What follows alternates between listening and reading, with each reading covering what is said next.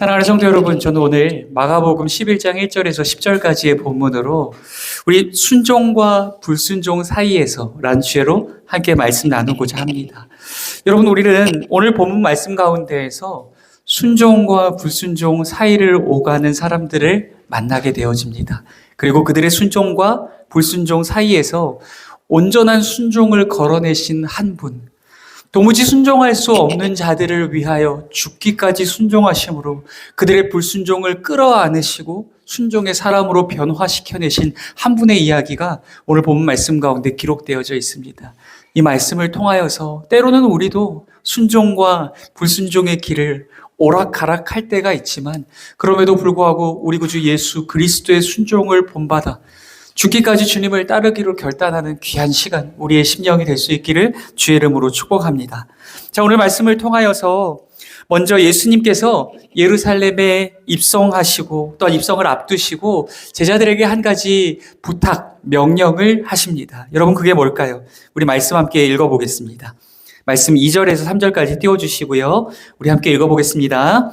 이르시되 너희는 맞은편 마을로 가라. 그리로 들어가면 곧 아직 아무도 타보지 않은 나귀 새끼가 매어 있는 것을 보리니 풀어 끌고 오라. 만일 누가 너희에게 왜 이렇게 하느냐 묻거든 주가 쓰시겠다 하라. 그리하면 즉시 이리로 보내리라 하시니. 아멘. 예수님께서 제자 중에 둘을 보내시면서 이렇게 말씀하신 거예요. 맞은편 마을로 들어가 봐라. 그러면 그곳에 아직 아무도 타보지 않은 나귀가 있을 것이다 라고 이렇게 얘기했어요. 그것을 보거든 풀어서 데려오라 라고 말씀하신 거예요. 여러분, 이 예수님의 명령을 제자들의 입장에서 한번 상고해 보았으면 좋겠어요. 여러분, 예수님의 이 명령이 과연 제자들의 입장에서 이해할 수 있는 명령이었을까요? 공감할 만한 말씀이었을까요? 이 예수님의 말씀을 듣고 따르기에 쉬운 말씀이었을까요? 그렇지 않았을 겁니다. 왜죠? 우리 몇 가지 이유를 한번 나눠볼까요? 첫 번째 띄워주시고요.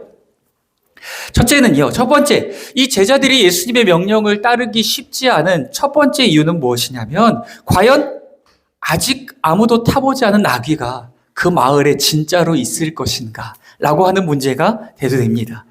여러분, 이것이 의문이에요. 문제는 처음부터 등장하고 있다는 거예요. 예수님의 말씀을 듣고 그 마을에 갔을 때 과연 정말 아무도 타보지 않은 나귀가 거기에 마치 미리 준비해 놓은 듯이 준비되고 예비되어 있을 것인가? 아직 판명되지 않은 상황이에요. 어떤 증거도 없이 제자들은 단지 예수님의 말씀만 듣고 그곳으로 가야 하는 상황이라는 거예요. 마치 아브라함이 이 가야 할 땅이 어떤 땅인지 지도나 사진을 보여준 것도 아니고 무작정 그 약속의 땅을 향하여 가라라고 할 때에 이 아브라함이 나아갈 바를 알지 못하는 상황이었던 것처럼 이 제자들의 상황도 마찬가지의 상황이라는 거예요. 거기에 진짜로 나귀가 있는지, 아무도 타보지 않은 나귀 새끼가 있는지 아무런 증거가 없습니다. 단순히 예수님의 말씀 외에는 증거가 없는 상황이라는 거예요. 그리고 또한 두 번째, 제자들이 예수님의 말씀에 즉각적으로 순종하기 어려운 두 번째 이유, 그것은 무엇이냐면, 여러분, 과연 남의 나귀 새끼를, 그러니까 내 나귀 새끼가 아니라 남의 나귀 새끼를 아무런 값도 치르지 않고 끌고 오는 것이 과연 옳은 일인가? 라고 하는 문제가 여러분 대두됩니다. 예수님께서 말씀하셨어요. 가서 아무도 타보지 않은 나귀를 데리고 끌고 오라는 거예요. 그런데 여러분, 과연 이 나귀의 주인에게 있어서 이런 행위가 어떻게 받아들여질까요? 여러분, 도둑질로 여겨지지 않겠습니까? 미리 약속을 해놓은 것도 아니고 적당한 값을 치른 것도 아니고 많은 말로 잘 부탁하고 설명한 것도 아니에요. 그냥 단 한마디, 주가 쓰시겠다.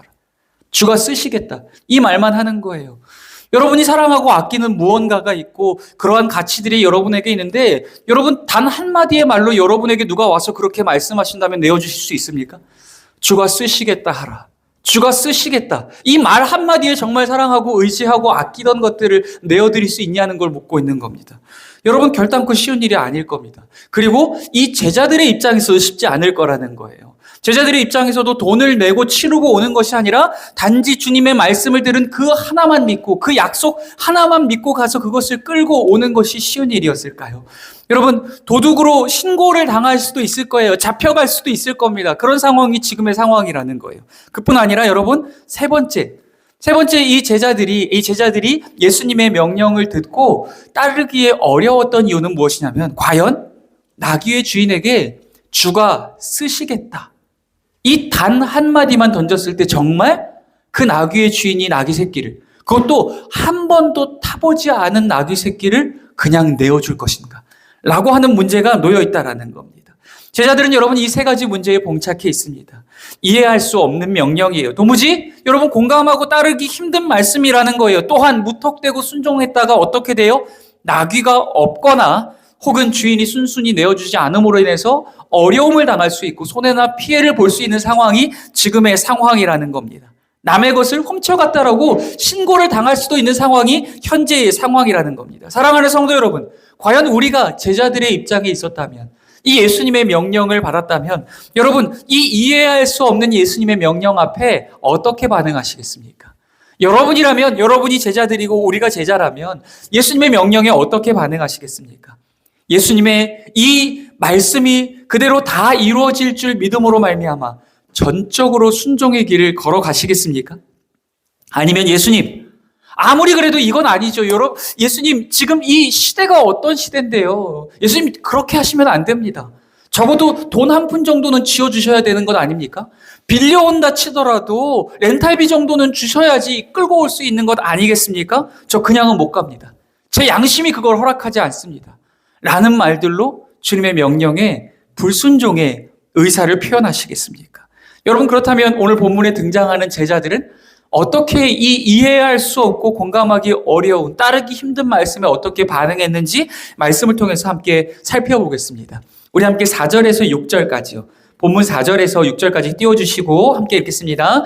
제자들이 가서 본즉 나귀 새끼가 문 앞 거리에 매여 있는지라 그것을 푸니 거기 서 있는 사람 중 어떤 이들이 이르되 나귀 새끼를 풀어 무엇 하려느냐 하매 제자들이 예수께서 이르신 대로 말한데 이에 허락하는지라. 아멘. 제자들은요, 이해할 수 없었지만, 공감할 수 없었지만, 심지어는 이 명령대로 따름으로 인하여서 내게 어떠한 손해와 피해가 다가올지 알 수 없는 상황이었지만 그럼에도 불구하고 전적으로 순종했습니다. 주님이 약속하신 말씀이 그대로 이루어질 줄 믿음으로 말미암아 순종하는 모습을 말씀 가운데 보여주고 있다는 거예요. 그때에 어떤 역사가 나타납니까? 예수님께서 말씀하신 대로, 예수님께서 약속하신 대로 그 나귀가 거기에 있었고 예수님께서 말씀하신 대로 주인이 그 나귀를 내어주는 놀라운 역사가 그들의 인생 가운데 나타난 줄 믿습니다. 오직 주의 말씀을 믿고 주의 약속을 믿고 그대로 이루어질 것임을 신뢰함으로 말미암아 순종의 길을 걸어갈 때의 놀라운 역사가, 상상치도 못한 놀라운 역사가 그들의 삶 가운데 이루어진 줄 믿습니다. 사랑하는 성도 여러분, 오늘 우리에게도 이와 같은 믿음이 있기를 소원합니다. 때로는 이해할 수 없고 공감할 수 없다 할지라도 그럼에도 불구하고 주님의 말씀이므로 그 말씀의 약속이 내 삶 가운데 역사 가운데 반드시 이루어질 것임을 믿음으로 말미암아 다만 그 말씀의 순종의 길을 걸어가실 때 우리가 꿈꾸고 예상할 수 없는, 상상할 수 없는 놀라운 일들이 우리 인생 가운데 펼쳐지게 될 줄 믿습니다. 또한 여러분, 여기서 우리는 이해할 수 없고 또한 손해와 피해가 예상됨에도 아름다운 순종의 길을 또 한 사람을 만나게 됩니다. 여러분, 그가 누구죠? 바로 나귀의 주인입니다. 여러분, 사실 이 제자들과 나귀의 주인 중에 누가 더 손해와 피해를 감내하고 누가 더 큰 손해를 보았을까요? 제자들은요, 손해와 피해가 예상되었기만 했지 사실은 손해본 게 없어요. 그냥 예수님의 말씀대로 갔고 순종했고 그래서 나귀를 끌고 왔잖아요. 자기들이 뭐 손해본 거 있나요? 손해본 거 없어요. 그런데 진짜 손해본 사람이 있어요. 누구죠? 나귀의 주인이었다라는 거예요. 단 한마디 말이에요. 여러 말이 아니에요. 여러 가지 말로 예수님께서, 우리 예수님 아시죠? 그분 아시잖아요. 왜 그 병 잘 고치시고 예수님 하면 사람들 다 그 막 환호하고 박수치는 그분, 모든 사람들이 그 이방인들조차도 와서 그 박수치고 따라가는 그분 있잖아요. 그 아시죠? 여러 말로 설명한 게 아니었다라니까요. 단 한마디 말이었어요. 주가 쓰시겠다 하라. 여러분, 여기서 쓰여지는 이 아도니라고 하는 단어는 그냥 내 주인이라고 하는 단어예요.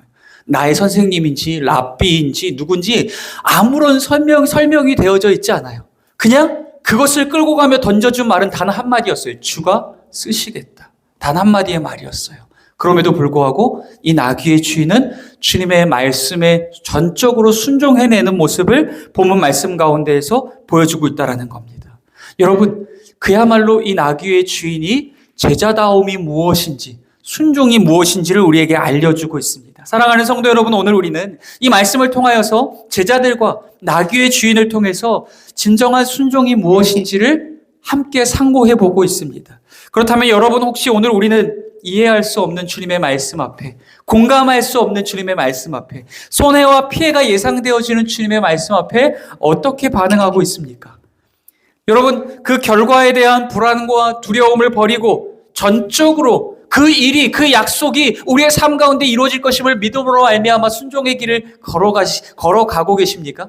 아니면 이것저것 다 따져보고 계산해보고 이해할 수 있는 말씀만 따르고 내게 득이 되는 말씀, 나도 무언가 얻을 것이 있는 말씀에만 선택적으로 순종하는, 하나님께서는 불순종이라고 인정하시나 그것을 순종으로 착각하고 있는 길을 우리가 걸어가고 있는 것은 아닙니까? 사랑하는 성도 여러분, 기억하시길 바랍니다. 순종은요, 이것입니다. 띄워주세요.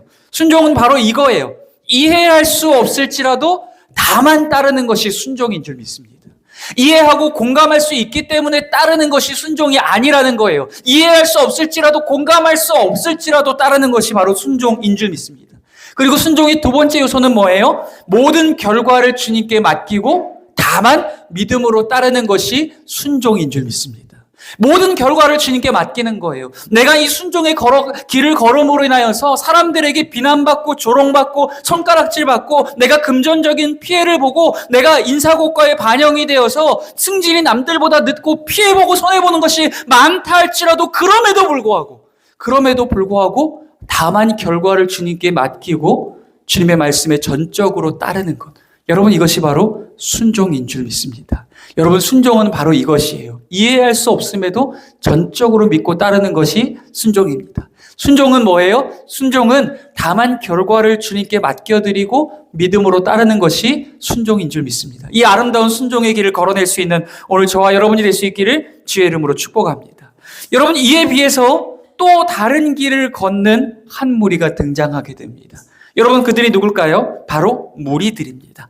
우리 본문 말씀 띄워주시고 8절에서 10절 말씀 함께 읽겠습니다. 많은 사람들은 자기들의 겉옷을, 또 다른 이들은 들에서 벤 나뭇가지를 길에 펴며 앞에서 가고 뒤에서 따르는 자들이 소리를 지르되 호산나 찬송하리로다. 주의 이름으로 오시는 이여 찬송하리로다. 오는 우리 조상 다윗의 나라여 가장 높은 곳에서 호산나 하더라. 아멘. 여러분, 예수님께서 예루살렘 성에 입성하실 때 무리들이 따르며 어떻게 했다고요? 어떻게 했냐면 자기들의 겉옷을 예수님께서 가시는 길 앞에 깔아드렸습니다. 마치 이 무슨 시상식 같은데 이 레드카펫을 깔듯이 그 앞에 깐 거예요. 여러분, 이 고대 근동의 문화 안에서 왕이 입성하게 되고 왕이 대로를 지나게 될 때에 왕이여 만세수를 하소서라고 외치며 그 앞에 자기들의 옷을 까는 모습을 보여주었어요. 지금 이들이 어떠한 믿음으로 그 앞에 깔아내고 있는 거예요? 저분은 왕이시다. 저 어린 나귀를 타고 들어오시는 저분은 바로 왕이시다라는 믿음으로 그 앞에 깔고 있는 거예요. 그러면서 자기의 겉옷을 벗는 이들 외에는 또 종려나무 가지를 흔들면서 그 앞에다 까는 이들이 보이고 있었습니다. 왕의 입성을 준비하고 있었던 거예요. 또한 무리들은 예수님의 뒤를 따르며 뭐라고 외쳤어요? 호산나, 호산나. 여러분, 호산나가 뭐예요? 호산나가 무슨 뜻입니까? 호산나는요, 여러분, 히브리어예요. 신약시대에 지금 사용되고 있지만 히브리어입니다. 호시아나. 예수라는 이름에도 제가 늘 말씀드리죠. 여러분, 모세라는 사람과 여호수아라는 사람과 예수님의 공통점이 뭔지 아십니까? 물론 이 앞에 있는 두 인물들이 이 땅에 오실 예수 그리스도를 예표한 인물이기도 했지만 이 세 인물의 이름 안에는 동일한 단어가 들어져 있어요. 무엇이냐면 히브리어로 야샤라고 하는 단어입니다. 이 야샤라고 하는 단어가 뭐냐면 구원하다라는 뜻이에요. 그런데 여기서 쓰여진 호산나도 마찬가지예요. 호시아나, 호시아나. 이것은 무엇이냐면 제발 나를 구원해 주시옵소서. 제발 우리를 구원해 주시옵소서라고 외치고 있는 거예요. 예루살렘에 나귀를 타고 들어오고 계신 그분 앞에 옷을 깔고 나무를 흔들며 그를 향하여서 뭐라고 외친다고요? 호시아나, 호시아나. 우리를 구원하여 주옵소서. 우리를 구원하여 주옵소서. 제발 우리를 구원하여 주옵소서. 라고 그분을 향하여 외치고 있다라는 겁니다. 사랑하는 성도 여러분, 이 무리들의 반응이 어떻게 여겨집니까? 오늘날의 대형교회에 가보면 찬양 인도를 하고 찬양 집회를 하면서 많은 사람들이 그 앞에서 막 뛰고 손을 들고 감격적인 찬양을 올려드리는 모습들이 이 모습들을 통해서도 투영되어지지 않습니까? 여러분, 그렇다면 과연 이들은 어떤 마음으로 이렇게 호산나를 외치고 자기들의 옷을 벗어서 그 앞에다가 깔고 있는 걸까요? 이것이 과연 우리 구주 예수 그리스도께서 또 하나님께서 기뻐 받으실 만한 믿음의 동기를 가지고 있는 것일까요? 여러분, 그렇지 않다라는 거예요. 이들이 지금 어떤 마음을 품고 지금 예수님의 예루살렘 입성에 이렇게 환호하고 호산나를 외치고 있는지 말씀 한번 찾아볼게요. 요한복음 6장 14절 15절 말씀 띄워주세요. 요한복음 6장 14절 15절.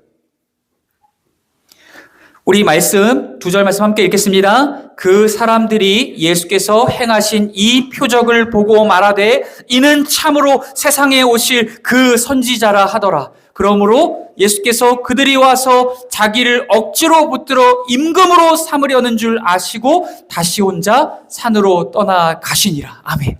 여러분, 지금 이 말씀의 정황이 어떤 정황이냐면 그 앞에서 예수님께서 광야에서 당신의 손으로 축사하시고 떡과 물고기를 나누어 주시는 사건이 있었습니다. 이게 뭐예요? 오병이어죠. 오병이어의 놀라운 기적으로 떡 5개와 물고기 2마리로 몇 명을 먹였다고요? 성인 남성만 몇 명이요? 5,000명이요. 여성과 어린이들을 다 빼고 5,000명을 먹였고 그리고 나서도 12광주리가 남아있는 상황이 당시의 상황이었다라는 거예요. 그리고 그 떡을 먹은 자들, 그냥 예수님이 행하시는 기적을 목격한 게 아니에요. 그냥 목격한 게 아니라 예수님이 나눠주신 그 기적의 떡을 먹은 자들이 어떤 반응을 보이고 있어요? 예수님을 향하여서 그 선지자라고 할 때 여러분 신명기 말씀에 보면 모세가 그렇게 얘기해요. 이제 나를 이어서 새로운 선지자를 보내실 것이다. 그 선지자에게 순종하라. 이런 말씀을 전하거든요. 그 선지자는 바로 이 땅에 오실 메시아를 이야기하고 있는 거예요. 이 기적의 떡을 먹은 자들이 예수님을 향하여서 그분을 메시아라고 인식하는 거예요. 그 선지자다. 우리가 그토록 기다리던 그 선지자다. 우리가 죄와 사망 가운데 억눌리고 로마 가운데 짓밟히고 짓눌려서 살아가고 있는 이 억울한 삶에서 우리를 건져줄 유일한 메시아, 그가 오셨다. 라고 이렇게 인식하고 있는 겁니다. 그런데 그 이후에 말씀에 보면 15절에서 뭐라고 얘기하냐면 그러므로 예수께서 그들이 와서 자기를 억지로 붙들어 임금으로 삼으려는 줄 아시고 다시 혼자 산으로 떠나가시니라. 아멘. 이 기적의 떡을 먹고 마신 자들이 어떻게 했다고요? 예수님을 억지로 붙들려고 했어요. 여러분, 예수님이 억지로 붙들렸던 장면이 또 한 장면이 있습니다. 기억나십니까? 자기의 제자 가룟 유다가 예수님을 팔아버린 이후에 성전을 지켜야 할 성전 경비대원들이 예수님을 칼과 몽치를 들고 강도를 잡고 도둑을 잡듯이 잡으러 오셨었던 때가 있습니다. 그때와 동일한 모습을 보이고 있어요. 지금 예수님께는 이 환호하면서 예수님을 임금으로 삼으려 하는 자들이나 예수님을 끌고 가서 십자가에 못 박으려 하는 자들이나 동일하다라는 거예요. 둘 다 십자가의 원수로 행하는 자들이라는 겁니다. 사랑하는 성도 여러분, 지금 이들이 무엇 때문에 예수님 앞에 나와서 자기의 옷을 벗고 있습니까? 무엇 때문에 예수님 앞에 나와서 나뭇가지를 흔들고 있죠? 무엇 때문에 예수님을 향하여서 다윗의 자손이여 오실 다윗의 나라여를 외치며 호시아나 호시아나 우리를 구원하여 주옵소서라고 외치고 있습니까? 사랑하는 성도 여러분, 이들의 의도는 단 하나입니다. 예수님을 임금으로 삼음으로 자기들의 잃어버린 영광을 되찾고 자기들의 나라, 다윗의 왕국, 이스라엘의 영광을 되찾기 위한 단 하나의 마음밖에 없다라는 겁니다. 이 땅에 오신 우리 구주 예수 그리스도께서는 낮아지시고 십자가 위에 죽어지심으로 하나님의 영광을 성취하시고 놀라운 구속사를 성취하기 위하여 이 땅에 오셨는데 그럼에도 불구하고 지금 예수님을 향하여서 환호하고 예수님을 임금 삼으려 하고 있는 자들은 단지 자기들의 뜻과 계획과 욕심을 이루기 위하여서 예수님을 붙들어 가려 하고 있더라는 겁니다. 사랑하는 성도 여러분, 오늘 본문 가운데 예수님을 향하여 그렇게 손을 흔들고 소리를 외치고 있던 자들, 호시아나, 호시아나, 우리를 구원하여 주소서 라고 외치고 있던 자들이 나중에 예수님께서 성전 경비대원들에게 붙들리시고 유대인의 지도자들에게 끌려가시는 모습을 보자 실망하게 되어져요. 저게 내가 바란 메시아의 모습은 아니었을 텐데, 저게 내가 바란 그리스도나 왕의 모습은 아니었을 텐데 라고 그들의 마음이 일순간 식어지고 변화되어지므로 그들의 호산나를 외치던 입으로 이 말을 외치기 시작합니다. 우리 13절에서 15절까지 띄워주세요. 마가복음 15장 13절에서 15절까지 크게 읽겠습니다. 그들이 다시 소리 지르되 그를 십자가에 못 박게 하소서. 빌라도가 이르되 어찌미냐 무슨 악한 일을 하였느냐 하니 더욱 소리 지르되 십자가에 못 박게 하소서 하는지라. 빌라도가 무리에게 만족을 주고자 하여 바라바는 놓아주고 예수는 채찍질하고 십자가에 못 박히게 넘겨주니라. 아멘. 사랑하는 성도 여러분, 이 무리들의 마음이 기대한 것만큼 실망이 컸던 걸까요? 자기들의 욕심과 욕망을 예수님을 통하여 이루어내고 싶었지만 그것을 이루어낼 수 없는 연약한 모습, 마치 어린 양과 같이, 도살장에 끌려가는 어린 양과 같이 그렇게 순순히 잡혀가시고 재판받으시고 억울하게 끌려가시는 예수님을 보면서 뭐라고 얘기했어요? 저희를 못 박으소서, 저희를 십자가에 못 박으소서, 호산나 호산나를 외치던 그 입으로 저희를 못 박으소서, 십자가에 못 박도록 그를 내어주소서 라고 그 입술로 외치고 있더라는 겁니다. 사랑하는 성도 여러분, 오늘 우리는 어떻습니까? 혹시 오늘 우리도 겉으로는 예배하고 찬양하고 순종하고 헌신하는 것처럼 보이고 있지만 우리가 예수님을 따르고 있는 이유도 이 무리들처럼 예수님을 통하여서 우리의 욕심과 욕망을 이루어내고 우리의 뜻과 계획과 성공을 이루어내기 위하여서 예수님을 따라내고 있는 것은 아닙니까? 우리가 바라고 원하는 대로 예수님이 내 뜻대로 움직여주시지 않을 때에 차갑게 돌아서서 호산나를 외치던 찬양하던 그 입술로 예수님을 십자가에 못 박으소서, 예수님께 등 돌리고 예수님을 십자가에 다시금 못 박는 삶을 살아가는 것이 오늘 우리의 연약한 모습은 아니더냐는 겁니다. 사랑하는 성도 여러분, 오늘 우리는 무엇 때문에 주님을 예배하고 있습니까? 무엇이 우리로 하여금 순종과 헌신의 길을 걷게 하고 있습니까? 그것이 혹시 우리 안에 있는 어떤 욕심과 욕망 때문은 아닙니까? 내가 더 잘 먹고 잘 살고 우리의 가족 잘 건사하기 위해서 예수님을 따라내고 이용하고 있는 것은 아닙니까? 사랑하는 성도 여러분, 오직 우리의 예배와 순종에 오직 하나의 목적이 있다면 그것은 십자가에 못 박혀 죽으신 예수 그리스도 그 한 분이 되기를 간절히 소원합니다. 예수로 인하여서 우리에게 주어지는 어떠한 은혜나 다른 무엇도 그 목적이 되어져서는 안 됩니다. 여러분, 오직 예수 그리스도만이 우리의 신앙의 동기가 되어지고 목적이 되어질 수 있기를 간절히 소원합니다. 우리가 왜 전심으로 주님을 예배해야 합니까? 우리가 왜 전심으로 주의 말씀을 듣고 순종의 길을 걸어내야 합니까? 우리가 왜 전심으로 나의 삶과 생명을 들여 헌신의 길을 걸어가야 합니까? 왜죠? 오직 예수 그리스도, 우리를 위하여 십자가에 죽으시고 다시 사신 그분의 놀라운 사랑과 은혜에 힘입어 내가 어떻게 그 은혜에 보답하며 부응하며 반응하며 살아갈 수 있을까? 그것을 고민하며 기쁨으로 내어드리는 과정이 우리의 예배와 순종과 헌신의 과정이 될 수 있기를 주의 이름으로 축복합니다. 마지막으로 오늘 말씀 가운데 이 온전한 순종의 길을 걸을 수 없는 자들, 제자들조차도 이렇게 주님을 위하여서 순종하는 길을 걸었던 것 같았지만 예수님이 십자가에 못 박히실 때에 예수님을 다 부인하고 예수님을 곁을 다 떠나버리지 않았습니까? 여러분, 이렇게 온전히 순종의 길을 걸어낼 수 없는 우리와 같은 자들, 제자들과 같은 자들, 이 무리들과 같은 자들을 위하여서 온전히 순종의 길을 걸으신 한 분의 이야기가 말씀에 기록되어집니다. 우리 11장 7절 말씀, 마가복음 11장 7절 말씀 띄워주시고 함께 읽겠습니다. 나귀 새끼를 예수께로 끌고 와서 자기들의 겉옷을 그 위에 얹어 놓음에 예수께서 타시니. 아멘. 여러분, 예수님께서 나귀 새끼를 타시고 예루살렘 성에 입성하고 계십니다. 여러분, 왜일까요? 이것이 예수님이 은근히 자기의 겸손을 나타내기 위하여서 그렇게 타신 걸까요? 자기가 임의로 선택하신 걸까요? 아니에요. 창세 전부터 인류를 구원하시기 위한 놀라운 하나님의 계획이 있었고 그 뜻과 계획에 부응하고 순종하는 마음으로 그 어린 나귀를 타고 예루살렘에 입성하셨다라는 거예요. 왜일까요?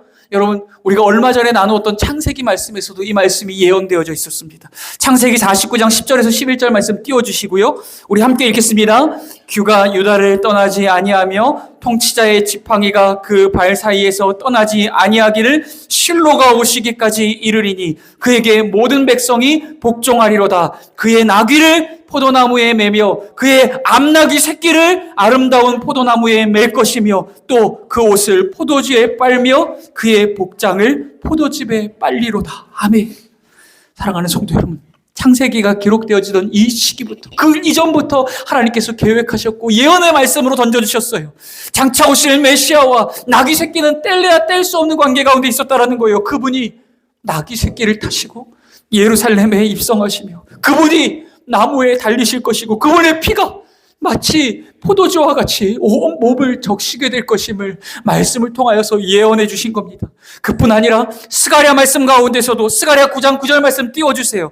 예수님이 어떻게 입성하실지를 말씀 가운데 예언하셨습니다. 스가랴 9장 9절 말씀 띄워주시고 읽어주세요. 시온에 따라 크게 기뻐할지어다. 예루살렘에 따라 즐거이 부를지어다. 보라, 네 왕이 네게 임하시나니 그는 공의로우시며 구원을 베푸시며 겸손하여서 나귀를 타시나니 나귀의 작은 것 곧 나귀 새끼니라. 아멘.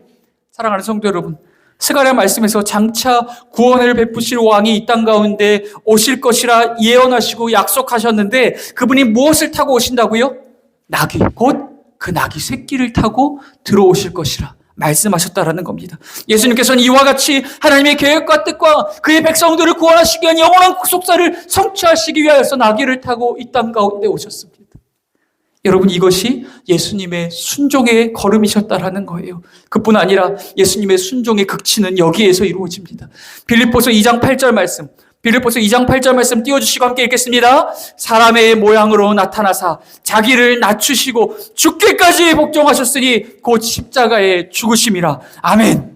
예수님은 하나님께서 태초부터 세우신 그 놀라운 구속 계획을 성취하시기 위하여, 순종하시기 위하여 어디까지 복종하셨다고요? 죽기까지, 자기를 십자가 위에 내어주시기까지 복종하시고 순종하셨다라고 이야기하고 있습니다. 사랑하는 성도 여러분, 죄로 인해 죽을 수밖에 없는 우리를 구원하시기 위하여 우리 주님께서 나귀를 타고 예루살렘에 입성하셨습니다. 그리고 우리를 대신하여 십자가에 못 박혀 죽으셨습니다.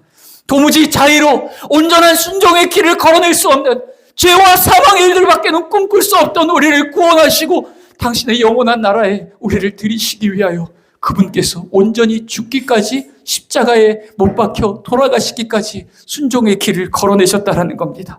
사랑하는 성도 여러분, 사실 우리는 이해할 수 없는 것을 따를 수 없는 자들입니다. 사실 우리는 손해보고 피해볼까봐 두려워서 순종의 길을 담대히 걸어낼 수 없는 자들이 우리입니다. 겉으로는 순종하는 척하며 속으로는 우리의 욕심을 따르고 숭배하는 자들이 우리라는 거예요. 그러나 그럼에도 불구하고 이런 우리를 순종의 사람으로 빚어내시기 위하여, 이런 우리가 십자가를 지고 지금의 일을 따르게 하시기 위하여 우리를 위하여 죽어주신 분이 계시다라는 거예요. 그분이 누굽니까?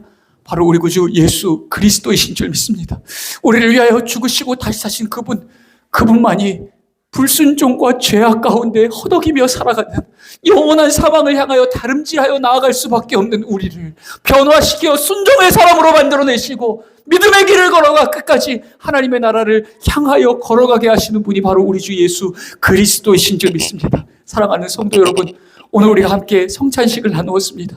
예수의 피와 살을 받았으니 이후로는 내가 사는 것이 아니요 예수께서 내 안에 사시는 귀하고 복된 삶, 예수 그리스도와 연합하여 예수로 생각하고 예수로 말하고 예수로 해가며 예수로 살아내시는 귀하고 복된 삶 살아내시는 오늘 저와 여러분이 될 수 있기를 주의 이름으로 축복합니다. 우리 함께 기도하고 찬양하며 기도하는 시간 가질 수 있도록 하겠습니다.